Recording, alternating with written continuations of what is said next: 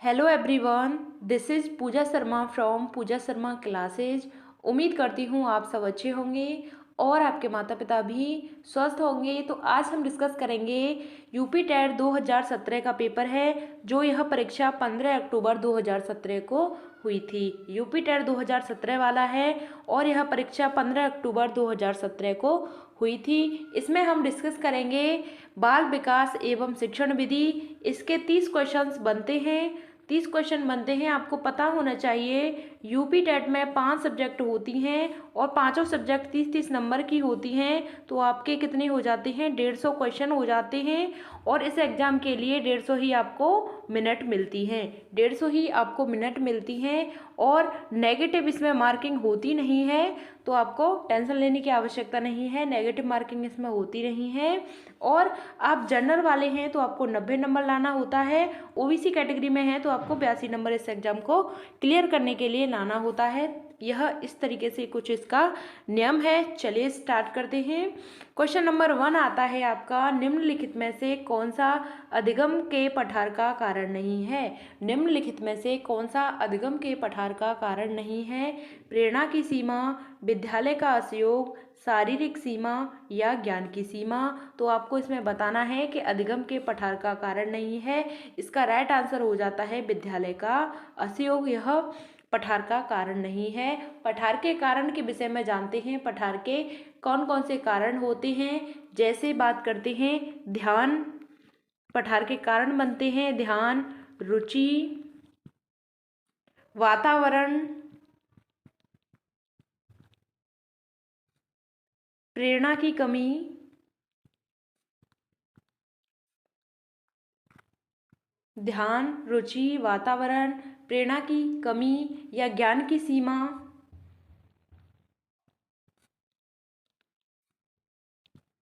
यह क्या बनते हैं? आपके पठार बन जाते हैं। यानी कि आपकी रुचि का न होना, ध्यान लगा करना और वातावरण और प्रेरणा की सीमा, ज्ञान की सीमा।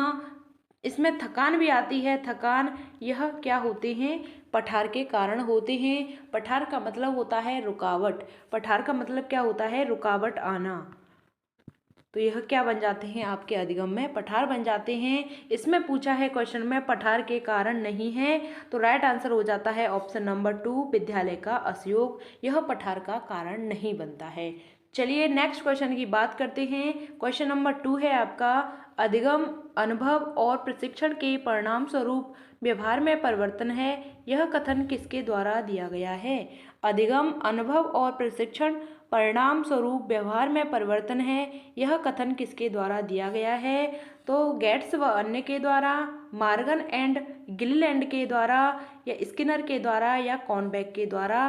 तो इसमें आपको बताना है अधिगम और प्रशिक्षण, अधिगम अनुभव और प्रशिक्षण के परिणाम स्वरूप व्यवहार में परिवर्तन है।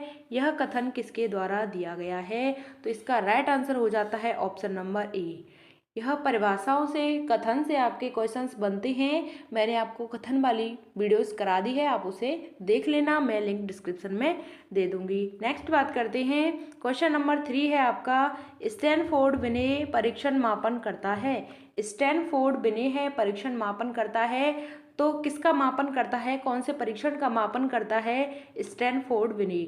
व्यक्तित्व का, पढ़ने की दक्षता का, बुद्धि का या उपयुक्त में से कोई नहीं। स्टैनफोर्ड विनय है वह किसका परीक्षण करते हैं? तो इसका राइट आंसर हो जाता है ऑप्शन नंबर 3, यानी कि बुद्धि का यह स्टैनफोर्ड विनय है परीक्षण का मापन करते हैं। कौन करते हैं? स्टैनफोर्ड विनय है बुद्धि के परीक्षण का मापन करते हैं। और इन्होंने मापन कब किया था?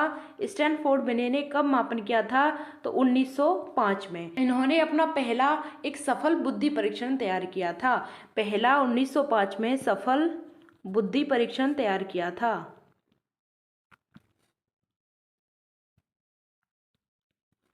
कौन सा था? यह पहला परीक्षण था। कब किया था? 1905 में। आपको पता होना चाहिए स्टैनफोर्ड विनय ने परीक्षण किया था बुद्धि पर। कब किया था? 1905 में किया था सफल बुद्धि परीक्षण। इनका यह पहला परीक्षण था। नेक्स्ट क्वेश्चन आता है, क्वेश्चन नंबर 4 है आपका, अंतर्मुखी व्यक्तित्व एवं बहिर्मुखी व्यक्तित्व का वर्गीकरण किसने किया है? अंतर्मुखी व्यक्तित्व और बहिर्मुखी व्यक्तित्व का वर्गीकरण किसने किया है? फ्रायड ने, युंग ने, मन ने या आल्पोर्ट ने? आपको इसका आंसर बताना है, तो आप इसका आंसर बताइए। यह किया था युंग ने। बच्चों के सामाजिक विकास को प्रभावित करने वाले कारक हैं। बच्चों के सामाजिक विकास को प्रभावित करने वाले कारक हैं आर्थिक तत्व, सामाजिक परिवेशजन्य तत्व, शारीरिक तत्व या वंशानुगत तत्व। यानी कि बच्चों के सामाजिक विकास को प्रभावित कौन करता है? तो समाज की बात हो रही है तो समाज ही प्रभावित करता है, यानी कि सामाजिक परिवेशजन्य तत्व हैं बच्चे के सामाजिक विकास को प्रभावित करते हैं। बच्चे के सामाजिक विकास को कौन प्रभावित करते हैं? सामाजिक परिवेशजन्य तत्व होते हैं, वही बच्चे के सामाजिक विकास को प्रभावित करते हैं। यहाँ तक बात क्लियर। नेक्स्ट बात करते हैं, क्वेश्चन नंबर 6 आता है आपका, निम्नलिखित में से कौन सा शारीरिक विकास का एक प्रमुख नियम है? निम्नलिखित में से कौन सा शारीरिक विकास का एक नियम है? मानसिक विकास से भिन्नता का नियम। ऑप्शन 2 है अनियमित विकास का नियम। ऑप्शन 3 है द्रुतगामी विकास का नियम। ऑप्शन 4 है कल्पना और संवेगात्मक विकास से संबंध का नियम। तो आपको इसमें राइट आंसर बताना है।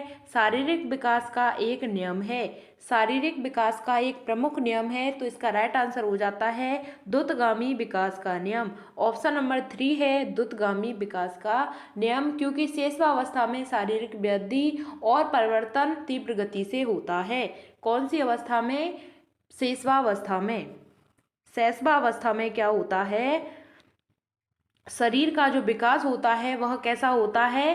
शरीर के विकास में क्या होती है? वृद्धि होती है और परिवर्तन बहुत ही तीव्र गति से होता है। इसमें परिवर्तन होता है वह बहुत ही तीव्र गति से होता है। चलिए नेक्स्ट बात करते हैं। क्वेश्चन नंबर 7 आता है आपका, निम्न में से कौन सा विकास का सिद्धांत नहीं है?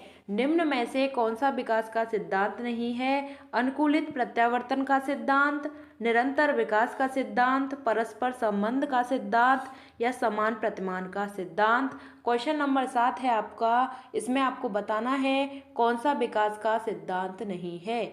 इसमें आपको बताना है कौन सा विकास का सिद्धांत नहीं है। तो ऑप्शन नंबर 1 आता है अनुकूलित प्रत्यावर्तन का सिद्धांत। यानी कि इसमें क्या होता है? विकास के सिद्धांत में विकास होता है वह निरंतर चलने वाली प्रक्रिया होती है।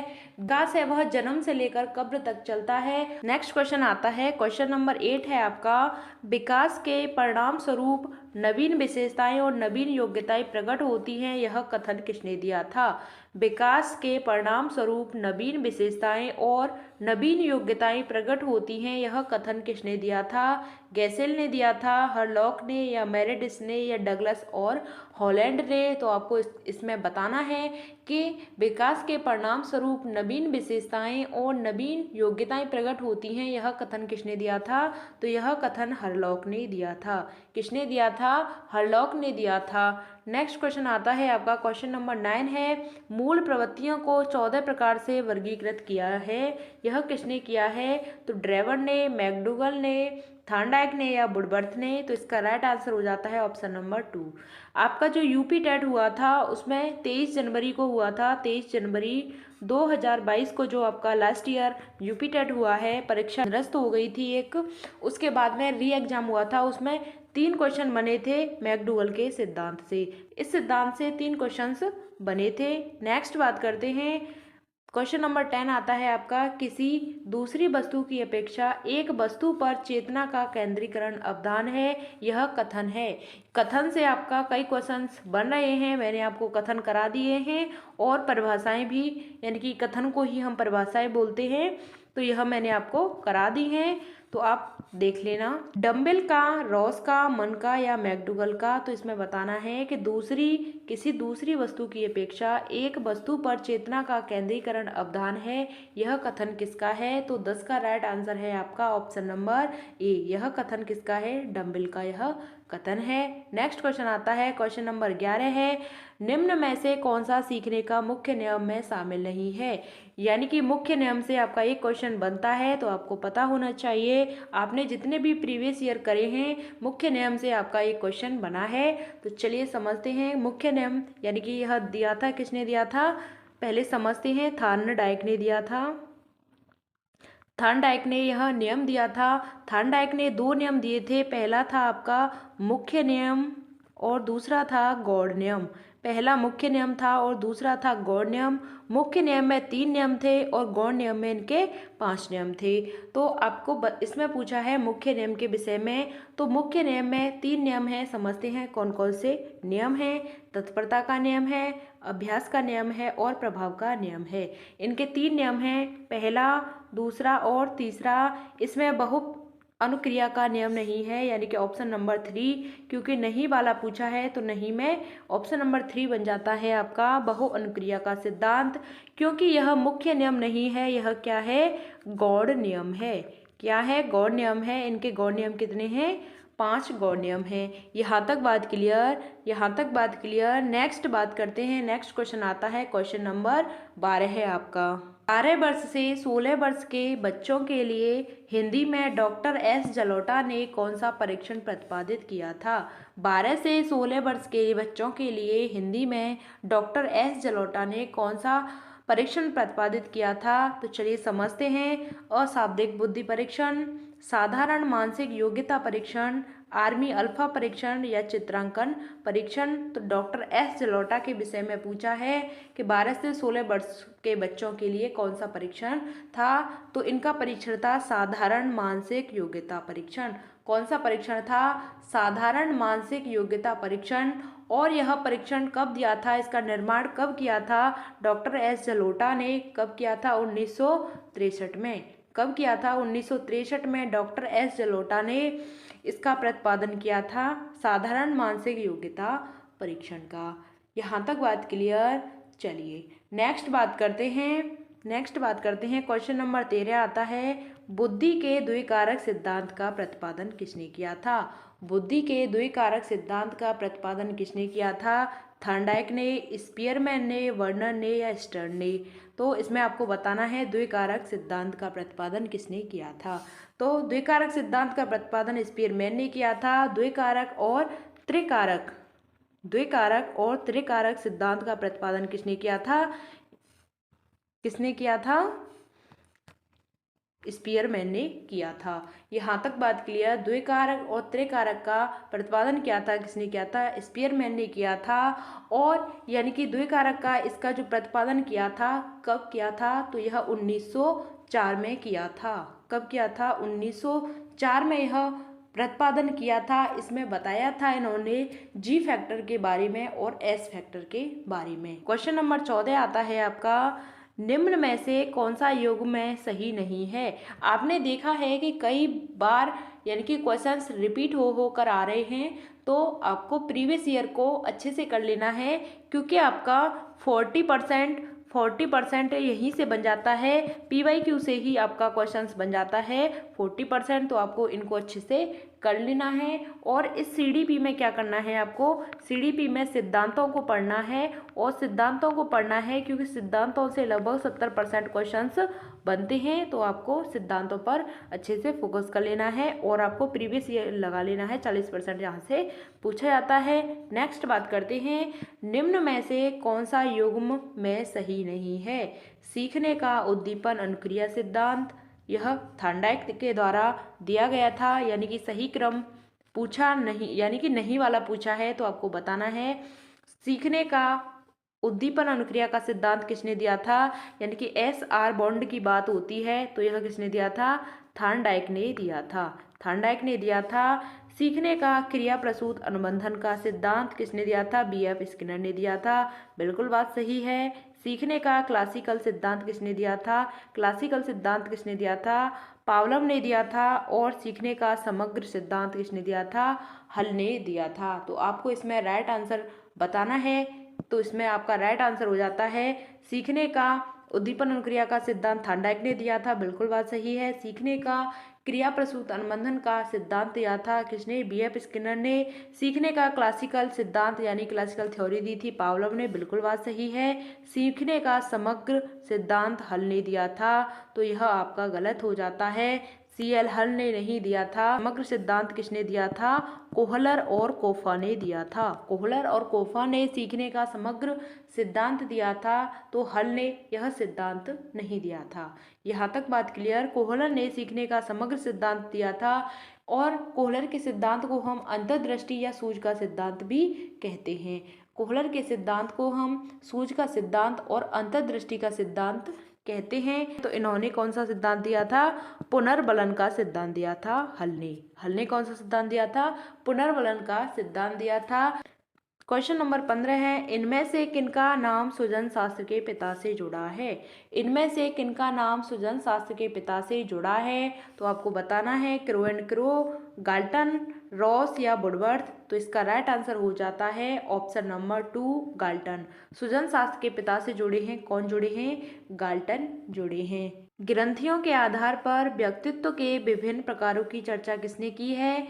क्रेस्मर, युंग, कैनर या स्प्रेंजर। तो इसमें आपको बताना है राइट आंसर। इसमें आपको आयोग ने स्टार दिया था, यानी कि सभी को समान अंक दिया था। कौन से वाले में? क्वेश्चन नंबर 16 में ग्रंथियों के आधार पर व्यक्तित्व के विभिन्न प्रकारों की चर्चा किसने दी है? क्योंकि इसमें आंसर था आपका क्रेस्मर और कैनन, इन दोनों को मिक्स कर देता तो आपका राइट आंसर हो जाता, लेकिन इस पर आयोग ने स्टार दिया था, यानी कि सभी को समान अंक दिए थे। क्वेश्चन नंबर 17 आता है आपका, सृजनात्मकता और मौलिक परिणामों को अभिव्यक्त करने की मानसिक प्रक्रिया है, यह कथन किसका है? सृजनात्मक मौलिक परिणामों को अभिव्यक्त करने की मानसिक प्रक्रिया है, यह कथन है कोल एवं ब्रुस का, ड्रेवहल का, डिहान का या क्रो एंड क्रो का। तो आपको बताना है कि सृजनात्मक मौलिक परिणामों को अभिव्यक्त करने की मानसिक प्रक्रिया है, तो इसमें राइट आंसर हो जाता है option number D crow and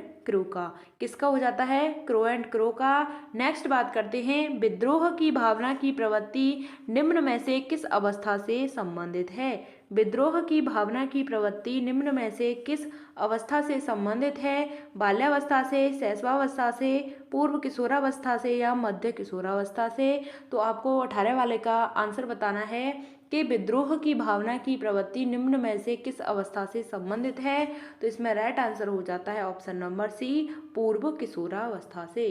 कौन सी अवस्था से? पूर्व किशोरावस्था से, जो 12 से 14 वर्ष होती है। कौन सी होती है? पूर्व किशोरावस्था 12 से 14 वर्ष होती है। क्वेश्चन नंबर 19 आता है, सीखने की वह अवधि जब सीखने की प्रक्रिया में कोई उन्नति नहीं होती क्या कहलाती है? सीखने की वह अवधि जब सीखने की प्रक्रिया में कोई उन्नति नहीं होती है वह कहलाती है सीखने का वक्र, सीखने का पठार, स्मृति या अवधान। तो आपको इसका आंसर बताना है कि जब उन्नति नहीं होती है, यानी कि सीखने की अवधि में, सीखने की प्रक्रिया में कोई भी उन्नति नहीं होती है, तो वह क्या कहलाती है? पठार कहलाती है। सीखने का क्या कहलाता है? पठार कहलाता है। इसमें बच्चे की पढ़ने में उन्नति नहीं हो पा रही है, तो उसमें क्या है? पठार है, सीखने का पठार। नेक्स्ट क्वेश्चन आता है क्वेश्चन नंबर 20, बुद्धि लब्धि निकालने का सूत्र। चलिए समझते हैं। यहाँ से एक क्वेश्चन आपका फिक्स है, तो आपने देखा होगा मैंने कई प्रीवियस ईयर करा दिए हैं, तो यहाँ से आपका क्वेश्चन बना है। तो चलिए समझते हैं क्या होता है सूत्र। मानसिक आयु, मानसिक आयु बटे वास्तविक आयु, वास्तविक आयु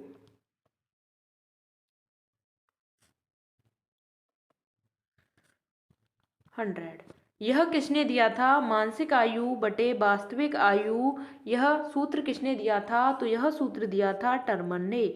किसने दिया था? टर्मन ने यह सूत्र दिया था, मानसिक आयु बटे वास्तविक आयु। इसको हम इंग्लिश में इस तरीके से भी लिख सकते हैं, MACA/100। इस तरीके से भी आपको पूछा जा चुका है, तो आपको पता होना चाहिए यह टर्मन ने दिया था। किसने दिया था? टर्मन ने दिया था। लेकिन स्टर्न ने जो दिया था, कब दिया था? 1912 में दिया था, लेकिन उसमें 100 नहीं था। स्टर्न ने दिया था, स्टर्न ने दिया था 1912 में। इसमें क्या था कि इसमें 100 नहीं था, तो इसमें टर्मन ने यह दिया कि इसमें यहाँ पर 100 लगा दिया गया था। चलिए नेक्स्ट क्वेश्चन आता है। क्वेश्चन नंबर आपका 21 है। सीखने में प्रयास व भूल के सिद्धांत का प्रतिपादन किसने किया था? प्रयास एवं भूल के सिद्धांत का प्रतिपादन किसने किया था? कोहलर ने, पावलम ने, थार्नडाइक ने या गेस्टाल्ट ने? तो इसका राइट आंसर है ऑप्शन नंबर 3, थार्नडाइक ने। थार्नडाइक ने प्रयोग किस पर किया था? बिल्ली पर किया था। बिल्ली कैसी थी? भूखी बिल्ली थी। और इनके दो नियम थे, थार्नडाइक के दो नियम थे। कौन कौन से थे? पहला था मुख्य नियम। मुख्य नियम में इनके 3 नियम थे। दूसरा था इनका गौड़ नियम। गौड़ नियम में इनके 5 नियम थे। गौड़ नियम में कितने नियम थे? 5 नियम थे। आपको पता होना चाहिए। नेक्स्ट बात करते हैं, क्वेश्चन नंबर 22 है आपका। सामान्य संयुक्त कोशिकाओं में गुणसूत्रों के जोड़े होते हैं। सामान्य संयुक्त कोशिकाओं में गुणसूत्रों के जोड़े होते हैं 22, 23, 24 या उपरोक्त में से कोई नहीं। तो इसमें आपको बताना है कि कितने जोड़े होते हैं। तो राइट आंसर हो जाता है ऑप्शन नंबर 2। क्या हो जाता है? 22 का राइट आंसर है ऑप्शन नंबर 2, क्योंकि 23 इसमें जोड़े होते हैं। और जोड़े होते हैं या टोटल कितने होते हैं? 46 होते हैं। गुणसूत्र कितने होते हैं? 40 होते हैं। लेकिन जोड़े की बात की है इसने, तो जोड़े की बात की है तो इसमें 23 हो जाते हैं। राइट आंसर आपका ऑप्शन नंबर 2 हो जाता है। नेक्स्ट क्वेश्चन आता है, कोहलर निम्न में से किससे संबंधित हैं? कोहलर निम्नलिखित में से किससे संबंधित हैं? अप्रेरणा का सिद्धांत से, या विकास के सिद्धांत से, या व्यक्तित्व क्या सिद्धांत से, या अधिगम के सिद्धांत से? तो कोहलर है वह अधिगम के सिद्धांत के नाम से जाने जाते हैं। तो ऑप्शन नंबर 4 आपका राइट आंसर हो जाता है। कोहलर के सिद्धांत को हम किस नाम से जानते हैं?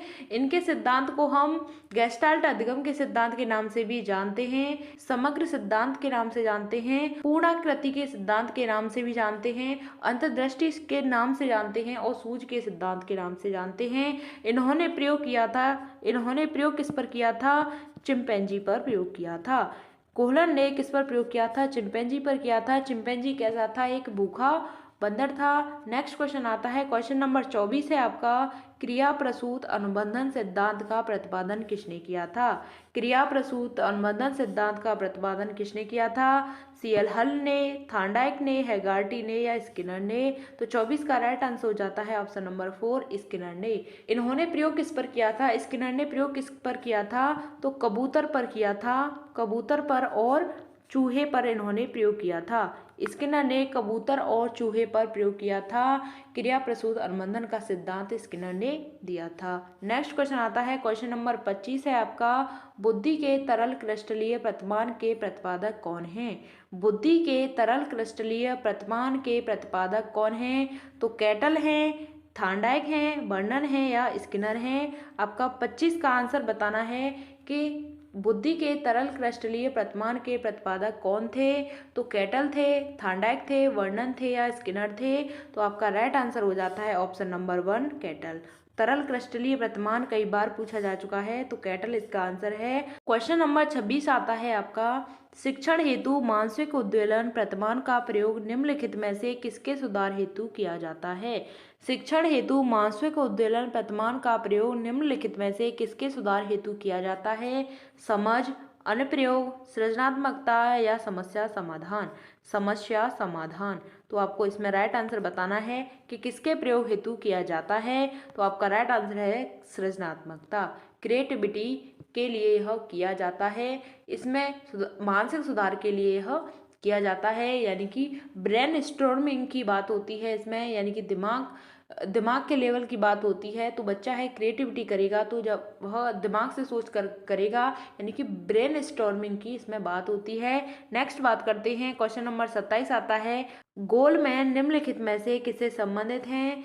सामाजिक बुद्धि से, संवेगात्मक बुद्धि से या आध्यात्मिक बुद्धि से या सामान्य बुद्धि से? आपको बताना है गोलमैन निम्नलिखित में से किससे संबंधित हैं। तो आपका राइट आंसर हो जाता है ऑप्शन नंबर बी, संवेगात्मक बुद्धि से। निम्न में से कौन से भिन्न है?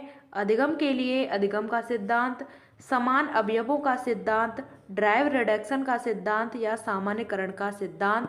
आपको बताना है कि शेष से भिन्न बताना है। तो ड्राइव रिडक्शन सिद्धांत ऑप्शन नंबर 3 आता है आपका। यह किसने दिया था? क्लार्क हल ने दिया था। क्लार्क हल ने दिया था, यानी कि सीएल हल ने दिया था। सीएल हल को हम शॉर्ट फॉर्म में बोल देते हैं, नाम है इनका क्लार्क हल। ड्राइव रिडक्शन सिद्धांत किसने दिया था? क्लार्क हल ने दिया था। तो आपका शेष से भिन्न बताना है, ऑप्शन नंबर 3 है। नेक्स्ट बात करते हैं, क्वेश्चन नंबर 29 आता है आपका संज्ञानात्मक संप्राप्ति का न्यूनतम स्तर है। कई बार क्वेश्चन बना है, आप देखते आ रहे हैं प्रीवियस ईयर क्वेश्चन पेपर को। तो ज्ञान, बोध, अनुप्रयोग, विश्लेषण आपको बताना है न्यूनतम स्तर। न्यूनतम स्तर हो जाता है इनका 29 का राइट आंसर है ऑप्शन नंबर 1 ज्ञान। क्या हो जाता है? संज्ञानात्मक संप्राप्ति का न्यूनतम स्तर क्या होता है? ज्ञान होता है। चलिए इनके न्यूनतम स्तर से लेकर हम सभी स्तर को समझते हैं। तो इनके कितने स्तर हैं? 6 स्तर हैं। कितने स्तर हैं? टोटल 6 स्तर हैं। चलिए समझते हैं कौन कौन से स्तर होते हैं। 6 स्तर होते हैं। फर्स्ट पर आता है ज्ञान। क्या आता है? न्यूनतम स्तर हो जाता है हमारा ज्ञान, जो आपका राइट आंसर था ऑप्शन नंबर 1 पहला आ जाता है इसमें ज्ञान। दूसरा होता है समझ। तीसरा आ जाता है आपका अनुप्रयोग। चौथा हो जाता है आपका विश्लेषण। पांचवा बन जाता है आपका संश्लेषण। छठवां हो जाता है मूल्यांकन।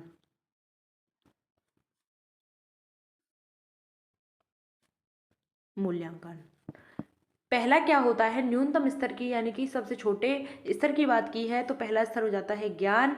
दूसरा हो जाता है आपका समझ। तीसरा होता है अनुप्रयोग। चौथा होता है आपका विश्लेषण। पांचवा होता है संश्लेषण और लास्ट में आ जाता है छठवा मूल्यांकन। यह क्या है? संज्ञानात्मक संप्राप्ति के स्तर हैं।